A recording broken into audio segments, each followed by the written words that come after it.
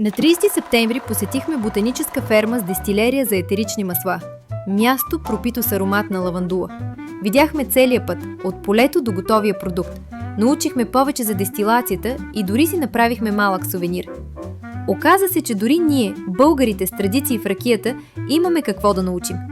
После се отправихме към величествения Пон дю Гар, римския аквадукт, снабдявал Ним с вода. Разгледахме музея, който показва гения на римските инженери, а обядът ни беше с гледка към самия мост. С малко време в повече добавихме и Юзес, аристократично градче с жив дух. В катедралата Свети Теодорит видяхме мощите на Свети Фермин от Юзес, почитан като защитник на слабите. По улиците – кафенета, местни туристи и навсякъде керамични токачки, символ на региона. Те идват от ателието в Люсан, основано от Хайди Каяр през 60-те години. Днес синът ти Адриен продължава изцяло ръчната традиция, а емблематичната токачка от Люсан е добила световна известност.